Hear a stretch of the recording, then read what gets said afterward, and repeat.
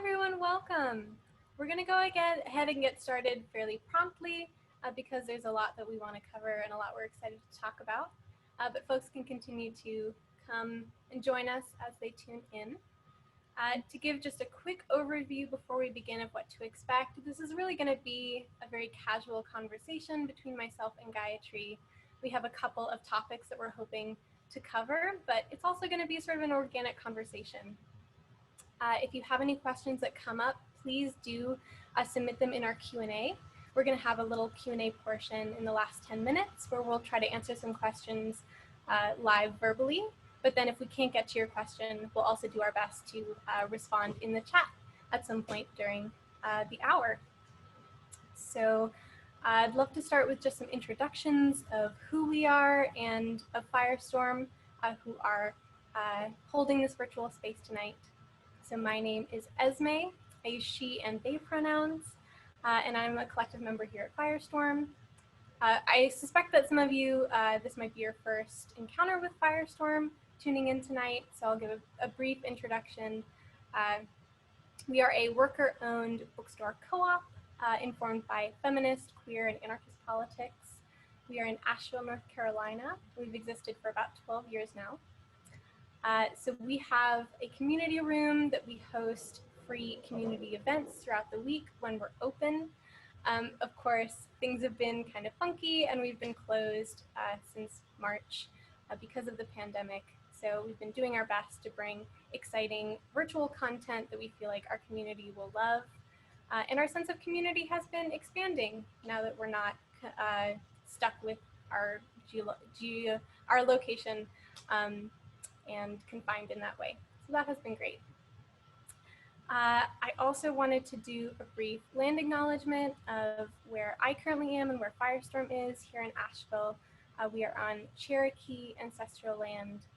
And thank you so much for Gayatri for requesting that we begin that way, as we hope that this conversation will lead to the kind of decolonizing and unsettling that we're going for.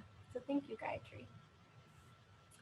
I am going to do a brief introduction of Gayatri, and Gayatri, if that's okay, I'll just speak a little bit and then maybe you can pick up where I leave off and address any gaps or anything I leave out. So Dr. Gayatri Sethi is an educator and author based out of Atlanta in Georgia. She gives book recommendations and really does this work of decolonizing the book industry in general on her Instagram page, which is @DesiBookAuntie. And then her debut collection of verses, Unbelonging, is going to be coming out through Mango and Marigold Press next year.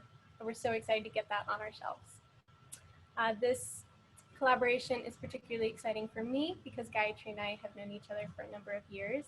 Gayatri was my professor in college, and we have also been friends and travel companions and general people who love to talk about books together for a number of years. So it is so special to have you here with us at Firestorm to get to collaborate in this way.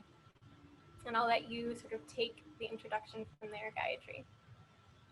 Thank you so much. I am delighted to join you today. Thank you for making this invitation. Thank you to all the folks at Firestorm, and especially to you, Esme. I want to acknowledge that I am joining you from the ancestral and sacred lands of the Creek and Muskogee folks. I also want to acknowledge that we are in a historic time where the movement for Black Lives Matter is really one that we ought to keep in our minds and hearts at all times, not to mention our activisms as well. Thank you again for inviting me, and I'm so looking forward to this conversation. Thank you, Gayatri. Well, I think we were hoping to begin with the title of the event and why do we need to decolonize our bookshelves? And why did we use this term decolonize very purposefully instead of maybe a more popular term like diversity or diverse books? So indulge me as I speak a little bit about that. I am wearing a shirt that says decolonize. So we do need to be mindful that the term decolonize has been appropriated and misused and even taken on by capitalist tendencies. And so, you know, there is a hashtag out there probably that says decolonize your bookshelf. And, you know, I would like to unpack that some and say, well, what do I mean when I say decolonize? You know, I used to be a professor and an academic and a scholar. And part of, you know, the background of having done work to decolonize the syllabi, you know, was really still within a system, academia, that you're still trying to do something to rearrange the power structures within that structure. So when you're decolonizing your syllabi or your bookshelves, you have to acknowledge that the structure isn't one that we necessarily have the power to shift. So how do I mean decolonize your bookshelves? And I really mean being intentional and mindful and careful and thoughtful and doing the research to really think about how the power structures are within publishing.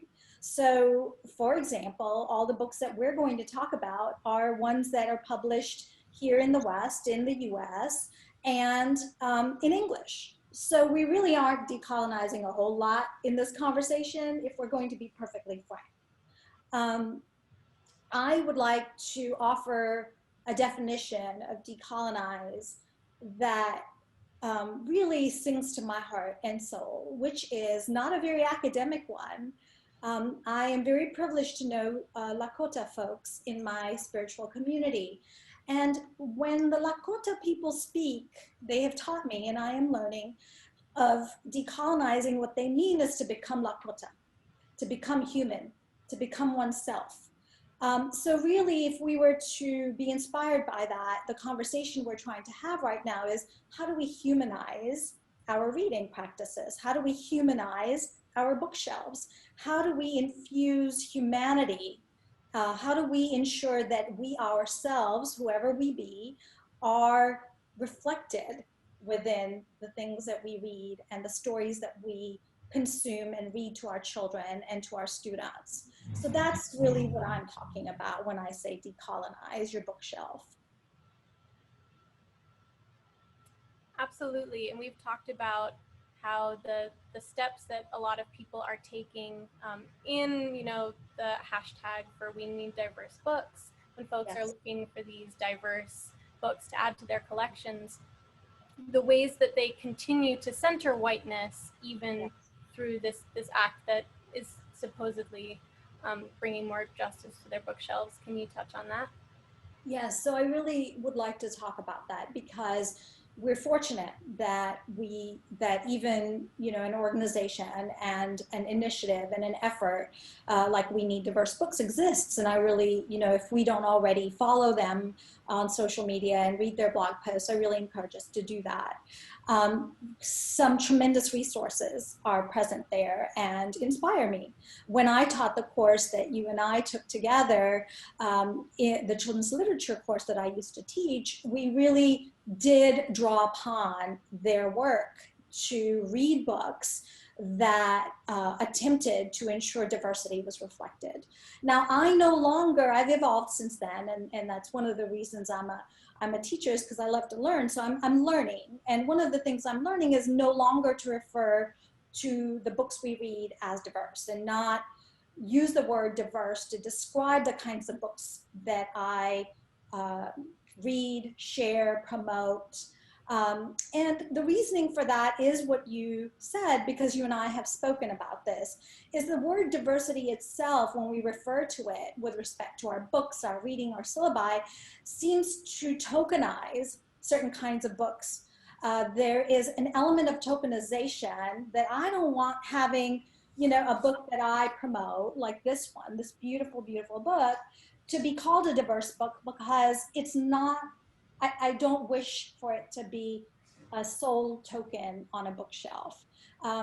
So that's one element that really comes in when we start to use the word diverse to refer to our books. And I do my best and to be mindful not to use that language anymore to describe the kinds of books that I am drawn to and read and recommend. There is another movement, a movement for own voices that is also out there. And I find a little bit more resonance there because the idea there is that we read the kinds of books that are written by and about the people who share identities, right? So folks who are South Asian writing our own stories.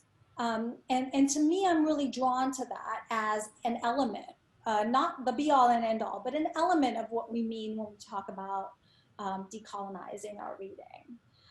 So reading books by folks who really share identities with the main storylines, locations, places, spaces, situations, relationships that are reflected in the book. And I lifted this one up because, especially for the educators and librarians who've joined us today, this is one in which, do you have it on the bookshelf in your display? I do. Yeah. Yeah, as you search for it, Your Name is a Song is written by Jamila There you go. Bigelow. And this book is very clear that you wouldn't label this necessarily a diverse book because one of those other insidious, if you peel away the layers, when you hear a book referred to as diverse, it's assumed that the reader is going to be a white child or a white reader. And that is the book, that there is an element of othering involved in recommending a book about someone other than who you are. And the default reader is assumed to be white. And that tends to be a dynamic within publishing in the US, in the West. It's very Eurocentric and it reinforces the othering of books. So this book, on the other hand, the author really represented and wrote in a way that centered herself and her own family. There is no element where we're going to get a appendix note about what hijab means or why it's important to learn how to pronounce your names. It's simply a story in which, a mother is affirming her child who has a name that sounds like a song. So there's several layers of decolonization happening just in the way that the illustrations and the story unfold. And I am really drawn to this book. So if we were doing our children's literature course, if you might remember, the names lesson at the very start of the course would have this book in which we would talk about names as songs, and there's no othering, no tokenization. This just is. The story just is. Make of it as you will. The intended reader is not assumed to be a white one. I want to pull out a thread that you just mentioned there, which is, I think sometimes when I'm looking through a book and I'm trying to decide whether or not it feels like the book is, as you said, like written with the audience assumed white, is that piece of like, how much are there a ton of definitions? How much is explained? And how much of it is just like allowing yourself to be in this person's story? So I think if like so many books that are maybe written about like explaining Eid as a holiday, and if they're assuming that the reader is somebody who does not celebrate Eid, there'll be all kinds of definitions of, what does this article of clothing mean? What does this food mean? But then you have a book like Once Upon an Eid, which you introduced us to. Yes. Which are stories that take place in Eid, told by Muslim authors who celebrate themselves, written for folks who are celebrating this holiday together. And it's not, when you're reading, you're not going to be constantly stumbling across, definitions that end up being like incredibly othering to somebody who's reading it. Or translations per se, right? I mean, the phrases that one would use in an Eid celebration are interwoven into the stories in every one. And within this is the other thing that ends up happening is that, when we refer to books or bookshelves as diverse, are we really picking one South Asian book, one Muslim book, and then having to make it do the work of representing the entire sets of identities that book or that story represents. And sometimes that happens. You know, I've walked into bookstores and libraries where it's very clear to me that that's what's happened. Is in order to diversify the bookshelf, is primarily white bookshelf, you add one that adds diversity. But really, a book like this one is commendable and laudable because within it there are 15 different stories of what a Eid celebration might look like. And there are identities within Islam that are, you know, fleshed out in a really authentic way. I think the word authentic can also be misused and misunderstood, but it's the closest word in English I can think of that conveys own voices and the importance of reading books by people who really have those cultural faith or other identities. So this is a middle grade book that I find really commendable, and it happens to be about Eve, but really it's exemplary in being an own voices anthology. And it's a short story that lends itself, a collection that lends itself really well to study. So it's one of my favorite books that has recently come out in May. One of my absolute favorite books, and two of the people who I adore are the co-editors, S.K. Ali and Aisha Saeed, and I recommend reading all their books.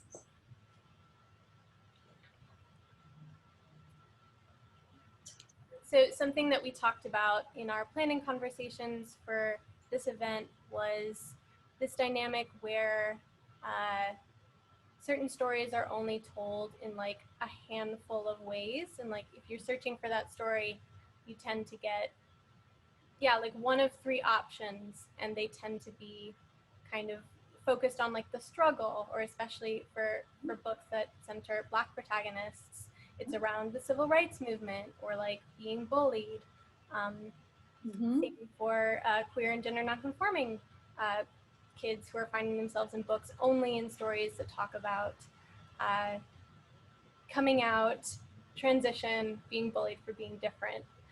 Can you talk about what it means to find these books that that focus on like the joy and just kids being kids, I think is the term that you used. Yeah, kids being kids. This is really a critical element because, you know, I shared with you a graphic that I would love for us to pull up. Yes, absolutely. Yes, and that graphic again, there you go. It was a recent study that was also shared by We Need Diverse Books that talks about different identities and books that represent those. So, you know, what really struck me is that the animal other books are easier to find than books of my own identities, of which I have multiple. And this is a thing, you know, so when we're talking about the structures within which we're trying to have this conversation, this graphic represents what I'm talking about, why it's even necessary to have a conversation around really teasing out the kinds of diversities within each of these columns, right? So if I'm a Pacific Islander, not only do I have an incredible dearth of options, but within that, I'm not going to see a whole lot of stories about me just being me. You know, there's probably going to be an element of othering, exoticizing. You know, there's going to be some sense that the publishing world will have decided, whether it's your agent or your editor or your publisher, that will have made a set of decisions around what will sell, right? So again, we're working within that parameter. So, you know, maybe I'll be bold enough to say that the kinds of books that really we need don't exist yet.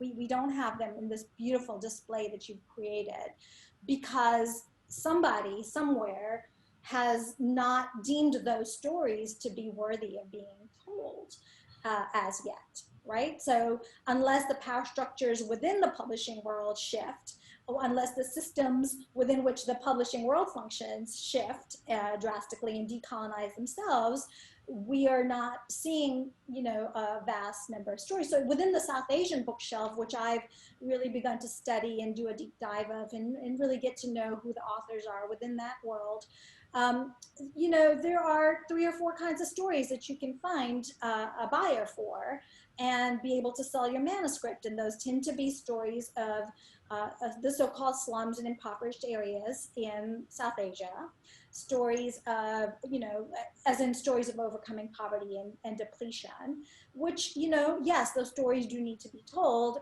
but maybe they've been overtold. Like, you know, there are other stories we can be telling. They tend to be stories of festivals, and or, you know, some element of the culture that's very superficial, that, you know, is deemed to be something that the white consumer wants to know about, whether it's a recipe or, you know, a doll recipe or, you know, those kinds of books tend to have a market and are sold. And I'm beginning to find those more and more. So don't, you know, or sad brown girls, as my dear friend Santani Dasgupta says, you know, those stories exist. And, you know, especially in YA, we're beginning to see, you know, a shift away from that. We're beginning to see, you know, fantasy told with a very South Asian deep dive influence and understanding of Hindu mythology. And those kinds of stories are just now beginning to be published. So those are some of my thoughts in response to your inquiry. So this graphic, again, you know, there's another graphic within the study that conveyed that still within the Black and African American stories and books that were published, that the number of those stories that are told by own voices is not more than half. If I'm recalling correctly, even within this 11.9%, we're having folks who aren't Black writing the stories of Black folks. And many of those stories tend to be around very constrained criteria, you know, some of which you mentioned: the civil rights movement, enslavement, struggle.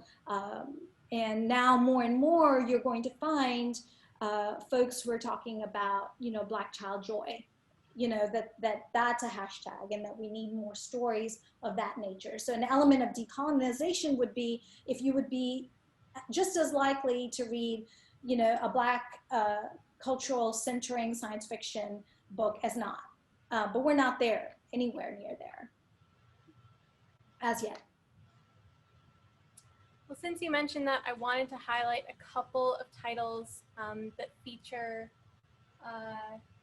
like trans and gender nonconforming Black children who Yes. are living in their gender creative joy. Yes. That sort of combat this this norm of books that only talk about, you know, the difficulties of transition or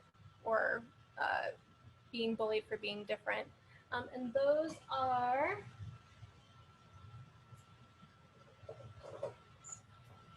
When Aiden Became Brother, which is a beautiful story about a young trans boy whose family is welcoming a new baby. And even though his transness is explicit in the story, it is not the central narrative. And he's just a kid who's dealing with the emotions and feelings that come with welcoming a new member to the family, and how he's interacting with his parents, who are completely loving and accepting of him, as many parents are. And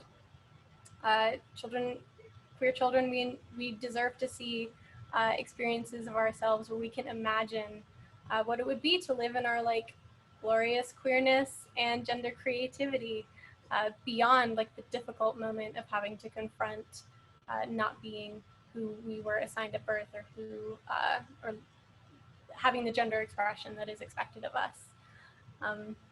The second title that we absolutely love is Julian Is a Mermaid, which isn't explicitly a trans story, but it does have some very like gender nonconforming themes, in which Julian is just having this glorious mermaid moment and playing with various accessories and jewelry and rugs and blankets to create this beautiful mermaid fantasy. And these are both stories that just have a lot of like love and joy and goofiness.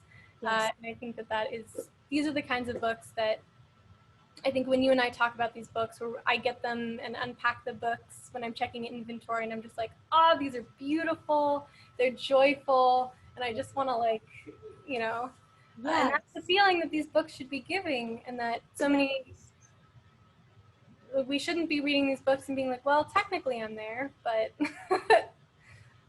Exactly. And you know, I must say that the display that you've put together for our event today and the incredible set of picture books that you have really sing to my heart. I mean, that's a decolonized bookshelf as much as it's going to get within the constraints we're talking about.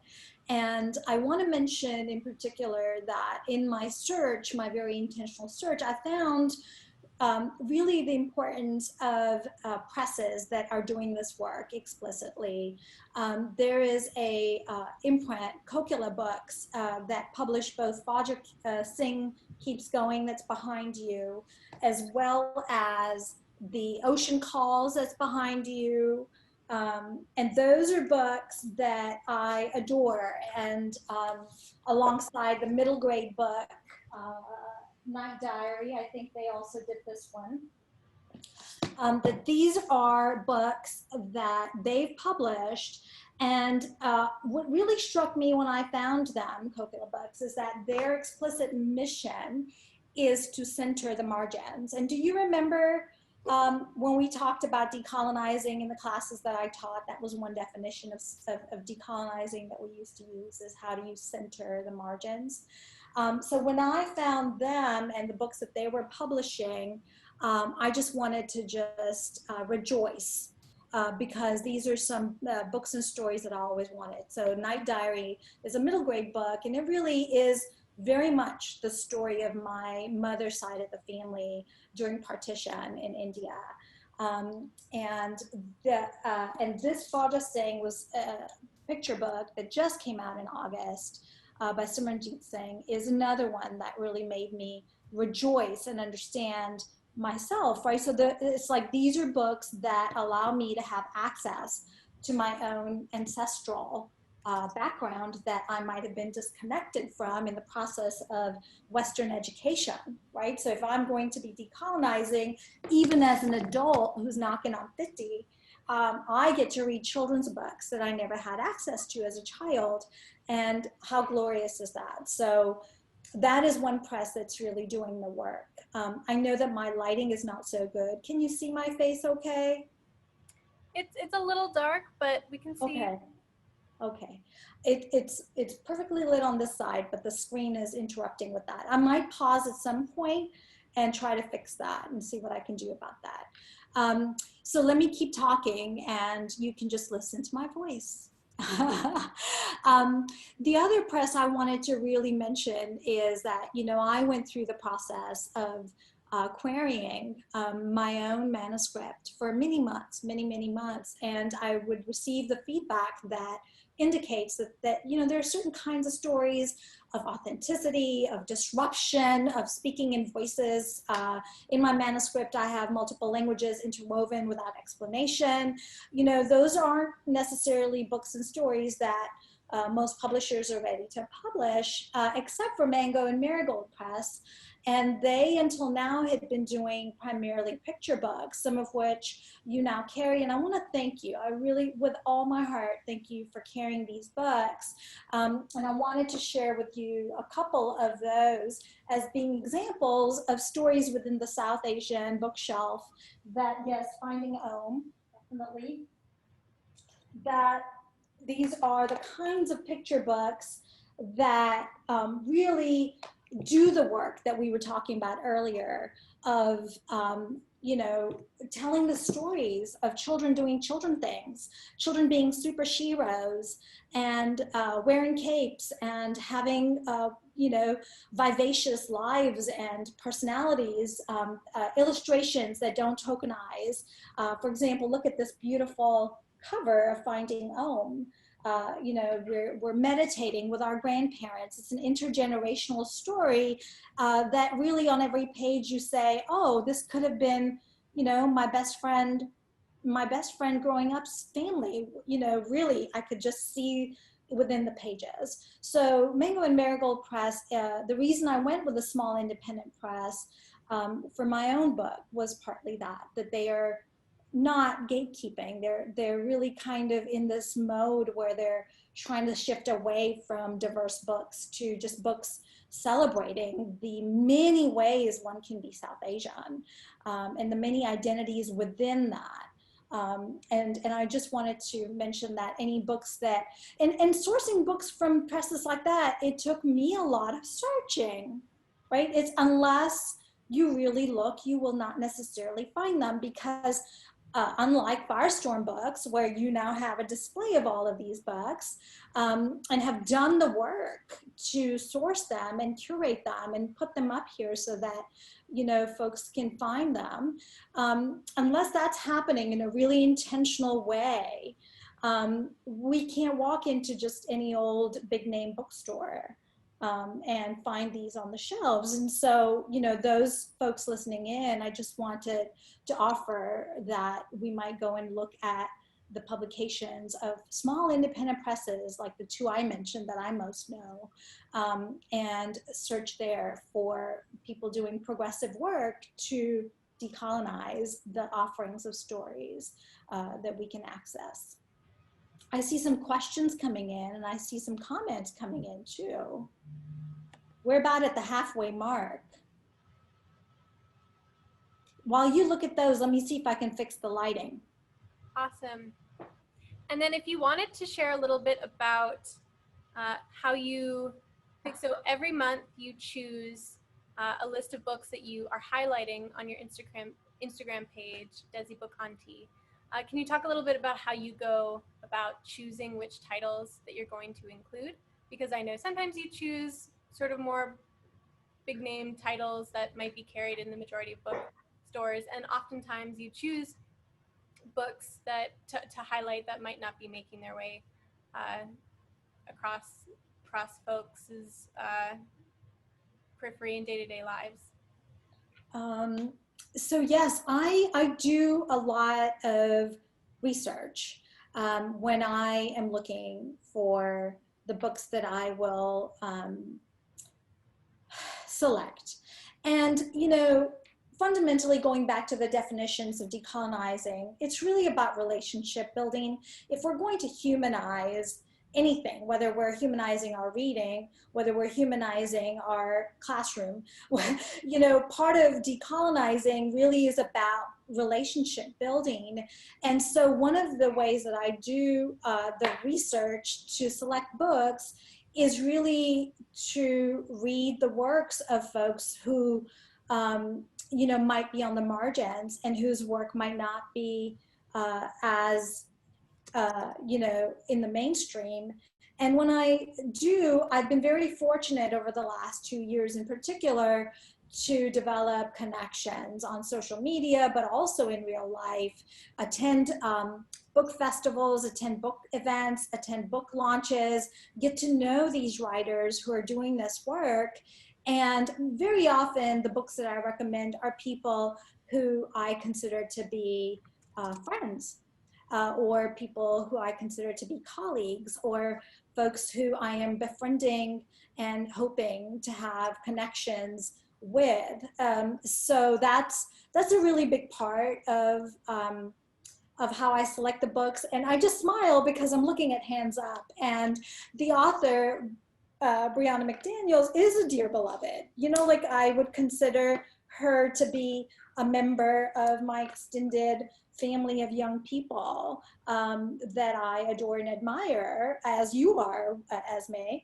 And so, you know, these are folks that I'm recommending their books and reading their books because I know more than just the words on the pages in a bookshelf, right? And I think that's a really big part of how I select the books, is really get to know the person and the story behind the story. So very often I might know something about, I'll share with you another couple of books that to transition a little bit out of the young picture book mode, but I want to share with you, you know, about Jasmine Carr's books. right? So this is her book that came out about a year ago, and the paperback is going to come out this August. So keep an eye out for it. This October, in fact, in less than 2 weeks, the paperback version is coming out of her first book. And since I first read this book, I said to myself, oh my word, if I had only had this when I was 19, like what a game changer this book would have been for me as a young woman, as a young person in my life. And Jasmine writes in poetry, and I thought, oh my word, I'm going to study this poetry as a student of how one might tell Punjabi stories in verse. And then I became really fortunate to befriend Jasmine, and was asked by her to help be a sensitivity reader or book auntie to the sophomore novel, which comes out in January. And I must say that I will recommend this book partly in full disclosure mode because I read several drafts before this version, which is the advanced reader copy. And because I know the stories behind the stories behind the stories. So I can begin to really articulate with gumption, with confidence, that this is a book that I feel like young folks, especially young Punjabi folks, ought to be reading and celebrating, because there are layers of authenticity and creativity and audacity in that work. And I can say that because I haven't just read just the words, but I really have tried my very best to develop a relationship with the author that goes beyond a transactional one. So very often you can be assured that if I'm sharing a book and selecting it, such as the book we're going to celebrate today, which is 1,000 Questions, which comes out tomorrow, the middle grade book by Sadia Faruqi, you know, you can be absolutely sure that that Sadia is just a dear beloved, and everything she writes, I am delighted to get my hands on and read. And I recommend this book highly for a number of reasons, but I did select it for my October middle grade selection. So each month I do have a theme, and then I try to select books that I've done the work, not just sort of research in the intellectual sense, but research in the relational sense, to get to know the kinds of books that might fit that theme. And then I select them. So I'm very, very, it takes me a while to do it. It's almost a meditative process. Sometimes I'm like, I don't know how I selected this one, but it just came to me as the right one for this theme. Definitely want to promote this book, this middle grade book, 1,000 Questions.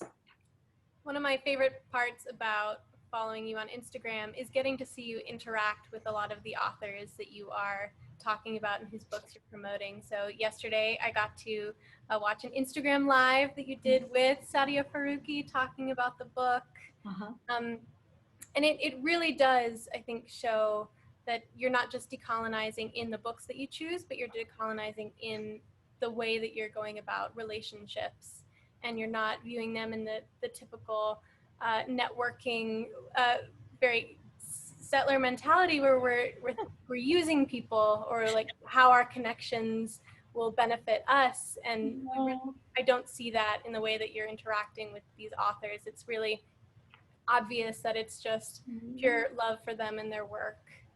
And that's it, you named it, love, right? So I mean, what is the most potent force to decolonize? To me, is radical love, the way that, you know, feminists, especially intersectional feminists and Black feminists, have taught us. You know, if we're going to name names, it'll be Audre Lorde and Bell Hooks. And, you know, those are folks who've taught us that love is that force of decolonizing. It's a different space than just an intellectual, transactional, you know, I'll promote your book, I have something in it for me. I really don't get paid to do this. It's not that kind of work. It's the kind of work to say, you know, it is my deep, purposeful work to find these books. It just happens to be where I'm at in my life, that I want to be a book auntie. And that's why I chose that kind of name, because I wanted folks to know that this is a relational kind of a space. It's an auntie. It's your auntie who cares about you, loves you, will tell you the truth, will tell you about yourself, but fundamentally you'll get a hug.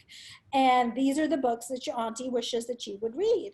And it's a relational space of radical love. And that is my aim. I don't always get there, but that is, thank you for perceiving that that is the space from which I'm doing this. And so, I've said a lot of things about, what not to do, what kinds of books not to read. Don't read the same old books, don't read the classics, don't read the diverse books that tokenize. But I really have tried to shift out and say, okay, well, here are book auntie ways of choosing books. And so I wanted to share some of those kind of words that I've come up with. That our dear Jamila's Graphics, who I want to give a shout out to as well, who created the bookmarks that you have, put into these bright, beautiful graphics for me. But these are some of the suggestions I have on how to select books. If we're going to decolonize, maybe we come from a different space of suggestions of how to choose books. So let's have a look at a couple of those.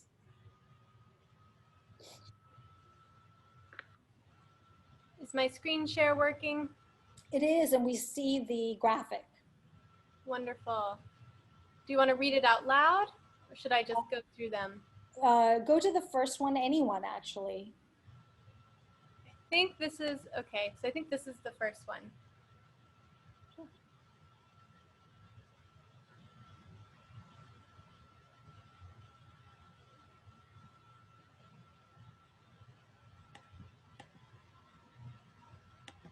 I really love this one. Read books like mirrors in which we see ourselves reflected fully, honestly, and beautifully. We're not seeing that graphic in your screen share. Oh my gosh. I knew the tech issue was going to come up at some point. It's Give me all right. just a second. We're doing great. It's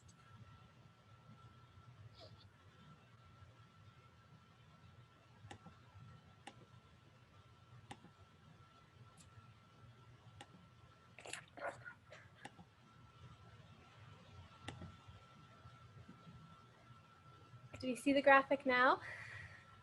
yes. Great. See, and I moved so that we could have more light. So hopefully you can see me better now. Thank you. So yeah, so that was one I came up with to convey my way of explaining own voices. Because there is this notion within Kid Lit of, reading books like Windows and Mirrors and Prisms. And I kind of infused a little bit of myself into that to create this phrasing.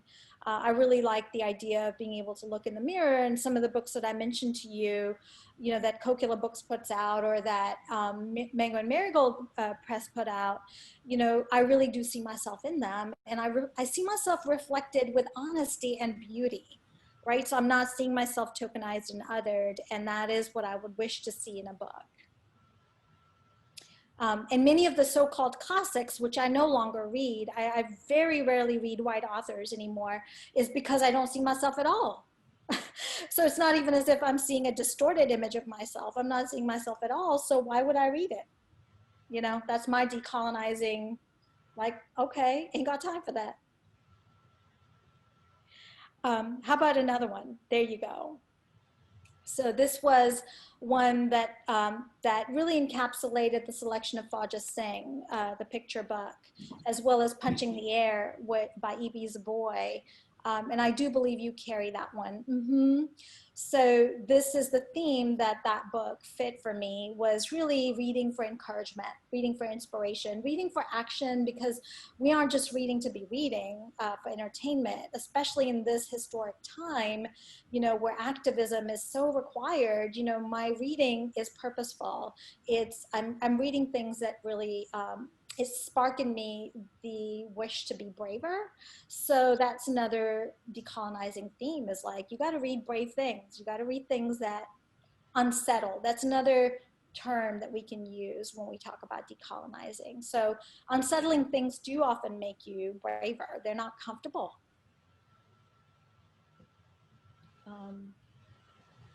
We were rarely comfortable in the classroom with Dr. Gayatri, but we learned a lot, and It's we all intentional loved each other. pedagogy. So this is the one I selected for this month, just to encapsulate the idea that yes, we must vote. This is really critical. It's a critical time to have your vote count. It's a critical time to acknowledge all of the people who ensured that women had vote, that folks of color had vote in this country, you know, and a lot of oppression that we're experiencing has to deal, you know, do with the human rights violations that are occurring because of the folks who have been elected to office. But to me, you know, if we're going to decolonize, we're not just talking about voting within that system. We really do need to unsettle and shift that system. There is a notion also within scholars who study colonization of various kinds to say that, you know, white people can't decolonize. White people have to unsettle. Historically, if your ancestors have been the ones to colonize folks like me and my ancestors, then we really need to be talking about how you can unsettle rather than decolonize. So there is that sense also to offer to say, okay, well, maybe you need to be reading things that unsettle you. And then promote some kind of activism and action that translate what you're reading into something out in the world.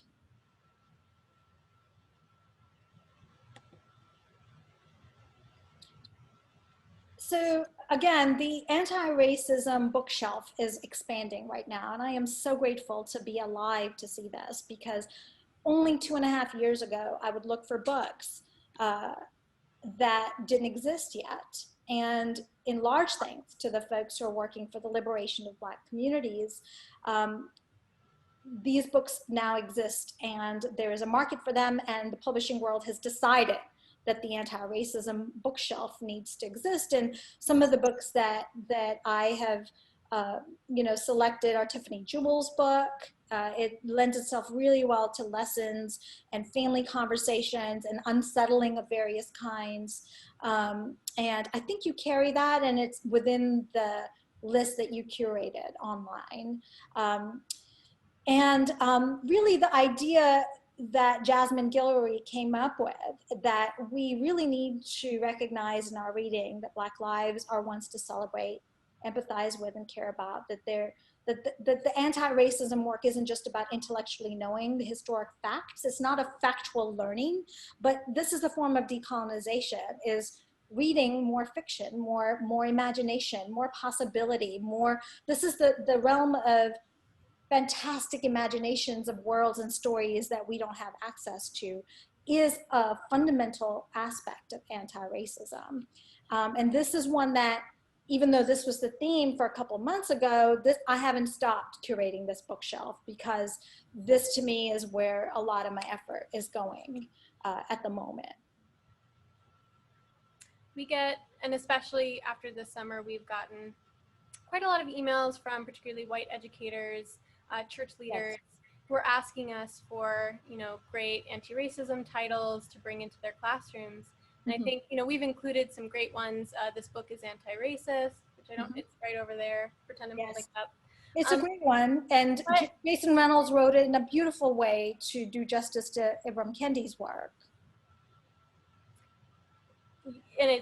And we definitely recommend those. And at the same time, we always try to include in those lists like fiction. Like we have to do that. Just want the like anti-racism how-to books. Yes. How-to books. And what we're like tell them is please start sharing the beautiful you know, stories of Black children who are going on adventures and slaying dragons in a bag. Yes. That's Zeta Elliott's book. Dragons in a bag, or Tristan punches a hole in the sky. You know, going on these epic adventures with, you know, gods from African folklore. These stories are extremely powerful as well, even if they don't immediately strike white people as the anti-racism texts. And, a word of caution there, because what's happening with this movement to curate anti-racism bookshelves in libraries and classrooms and bookstores, is that we also do what we were talking about earlier with the diverse books, is we end up tokenizing that even anti-racism bookshelf has a fundamentally centering the white reader problem. So, that is something that I caution against. And so one way to address that is to use this piece of advice that Jasmine Guillory gave us, which is to read books that are fictional, and to read them with a particular orientation, to celebrate, empathize, and care about. Really an orientation that isn't an intellectual one that comes with a to-do list or a checklist. And that's not what anti-racism work fundamentally is. It's a different orientation. And some of the books that you have behind you really do this work beautifully for younger children, but I love picture books for all ages. I wish adults would actually pay attention to some of these picture books and really, pay attention and be able to grasp those same messages. And one of my favorites is the one that's bright red behind you with the gold lettering, right next to Finding Om. And that picture book, to me, I Am Every Good Thing, is not just, doing this work of empathizing, caring about, so it's a celebration of Black childhood. Every word, every illustration, every detail on every page is about celebrating Black children. And I am just in absolute gobsmacked awe of this book. And I feel like every family ought to have this front and center. Yes, look at that. Just kids doing kid things. Kids. and just the deep talent and care that went into just, and again, these are own voices. These are Black poets and authors and artists that are world renowned, that are celebrating Black childhood in ways that, if you see that happening in a book, you can only wish, pray, and imagine that would happen in real life. In every classroom. Just, yes, there we go. So that is one of my current all-time favorite books that I adore and admire and recommend. On that note, should we go to questions? Yeah. So we got a question just again about these presses that you were talking about. So Mango and Marigold Press. Yes. Cocula Books. Yes. And I gave you a couple of examples of the books that they have put out. So maybe you could pull those out again. If you happen to, the Cocula ones in the children's book are Faja Singh. The Ocean Calls, I think, is a Cocula book. So these are the Cocula books. And there are a few middle grade ones too that I adore. This one is a gorgeous book, absolutely stunning. And if you follow them on social media, you can get alerts to other books that they're curating and that are lined up to publish. My dear friend Shelley Anand will have a book out with them sometime early next year called Lakshmi's Mooch.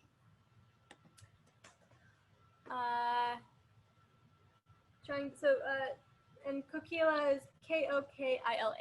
Yes. And I believe they are a sub-imprint of Penguin. Is that right? Am I getting that right? Oh, I'm not sure. I'm not the anyway, you should follow them on social media, on Twitter and Instagram, and then see what kinds of books they have. And then Mango and Marigold Press. Finding Om is with them. Super Satya is with them. That's the logo. Please follow them. And that is the imprint that my book will be out with. Those are some of my favorite children's books that I wish I'd had for my children when they were younger. And the Anjali book is also by them, the one that's right next to Faja Singh, right behind you. Next to Mermaid. There you go. That's a Mango and Marigold Press book too. And those folks are really doing intentional work to curate South Asian stories in a very inclusive way, because there are just about as many ways to be they see South Asian as there are stars in the sky, and that's an excerpt from one of my verses in my book. Well, I think maybe we can do some closing thoughts. Thank you so So much. no more questions? I think I answered a couple while we were going. Great. And what do we have in the chats? Do we have some comments of people we need to acknowledge before we end? Someone said, I have to leave a little early, but thank you so much for the thoughtful discussion and continuing self-education for me. Awesome.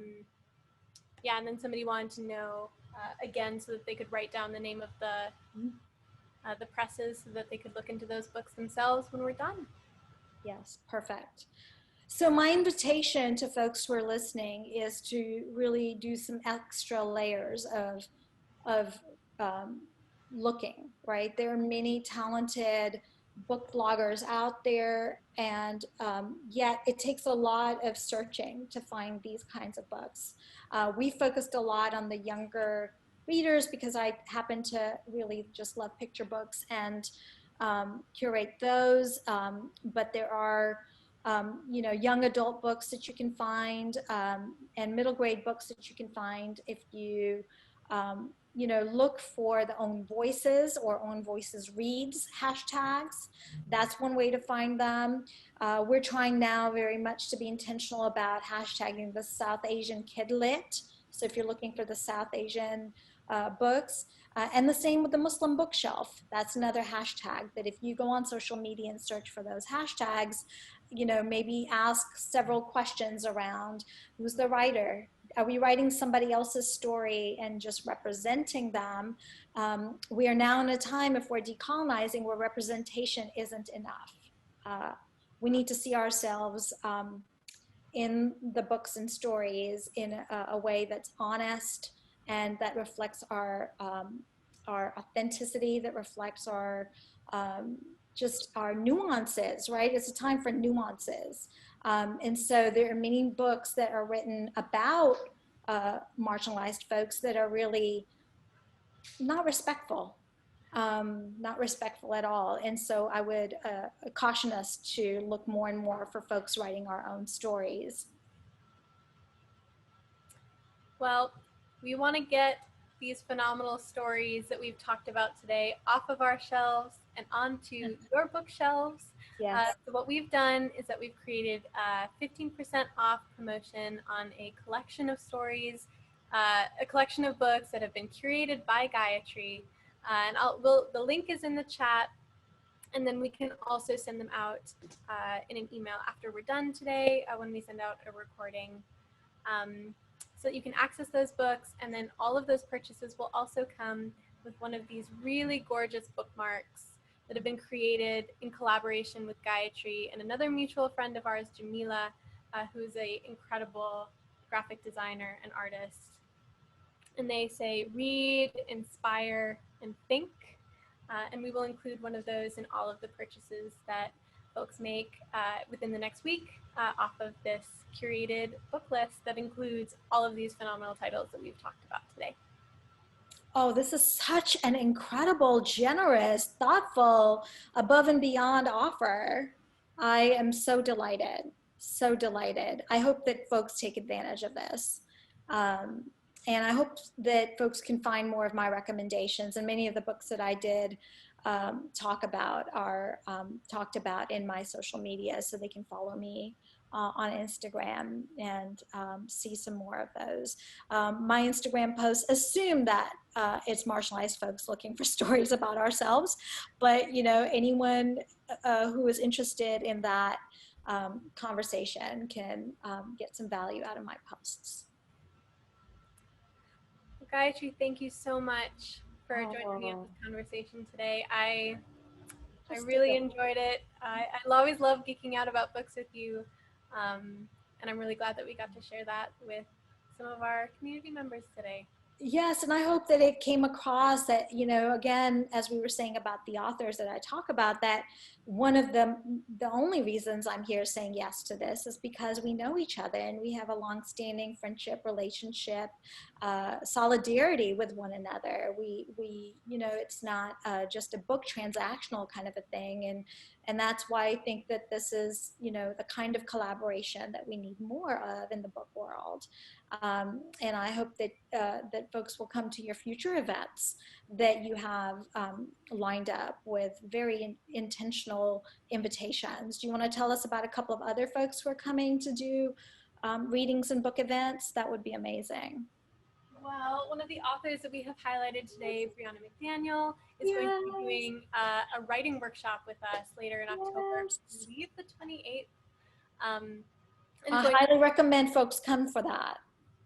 Absolutely, they're going to be sharing about how people as writers can use their identities to create these own voices stories. And Brianna created a really incredible own voices picture book.